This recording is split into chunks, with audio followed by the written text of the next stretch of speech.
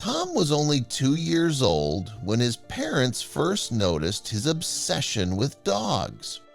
Unlike most toddlers who clung to stuffed animals or toy trucks, Tom spent his days growling, barking, and crawling on all fours, pretending to be a dog himself.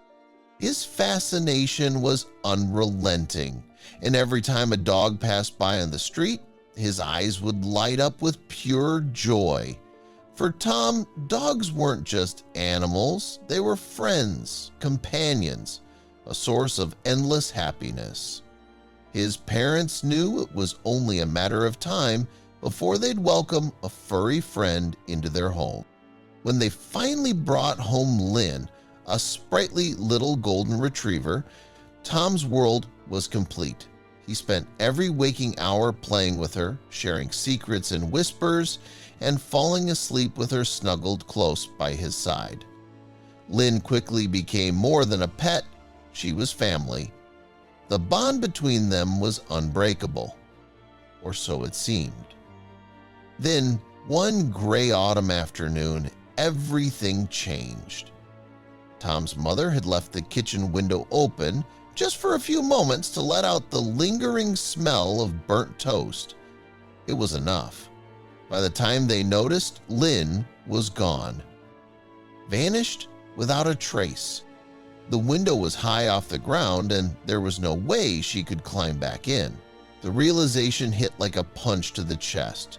Lynn was lost somewhere in the vast woods that stretched behind their house. Tom's heartbreak was immediate and raw. He cried himself to sleep that night, clutching Lynn's favorite chew toy, whispering promises to find her, to bring her home. His parents, desperate to ease his pain, searched for days, their voices hoarse from calling Lynn's name into the cold wind. Flyers went up on every telephone pole and neighbors joined the search, flashlights bobbing in the darkness. But with each passing day, hope faded a little more. After a month with no sign of her, the search was called off. Lynn was gone. Tom was never the same. The lively, smiling boy who once filled their home with laughter became a shadow of himself. He stopped talking, stopped smiling, stopped caring. School became a battlefield.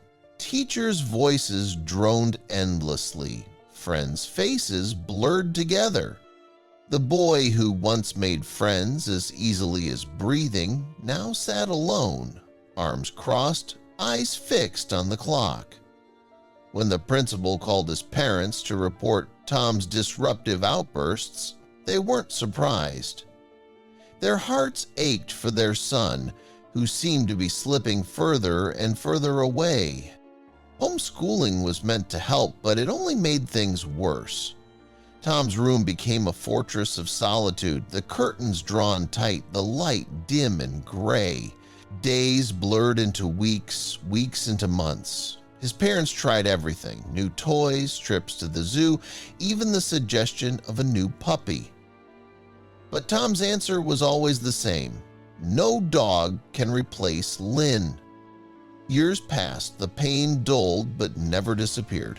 A dull ache that flared every time Tom passed the empty dog bed in the corner of the living room.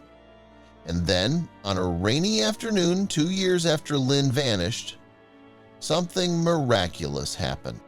Tom was sitting on the curb outside, the rain drizzling down, soaking his hair, his jacket, the tips of his sneakers. He didn't care. He was numb, the cold a welcome distraction.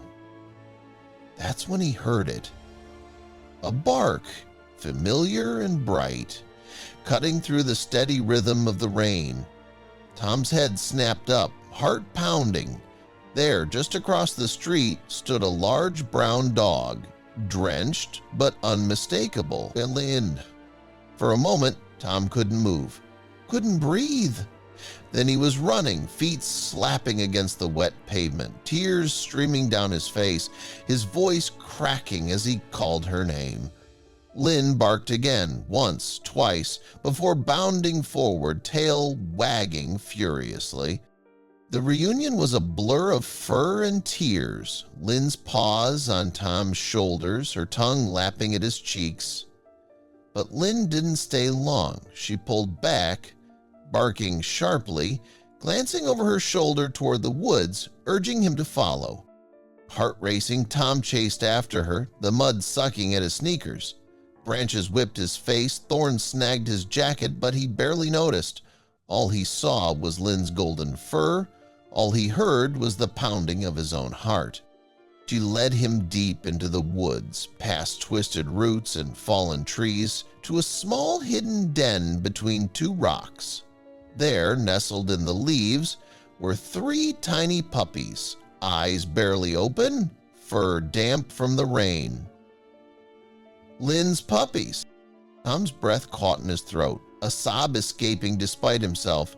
He sank to his knees, hands trembling, reaching out tentatively. One of the pups, a little ball of golden fluff, yawned and nosed his hand, warm and soft. For the first time in years, Tom felt the ice around his heart begin to melt, felt the dark clouds in his mind part just a little. The walk home was slow and halting. Lynn pressed close against Tom's side, the puppies squirming in his arms. When they finally stepped through the front door, muddy and soaked, Tom's mother gasped, her hands flying to her mouth. Tears brimmed in her eyes as she dropped to her knees, pulling them both into a tight embrace.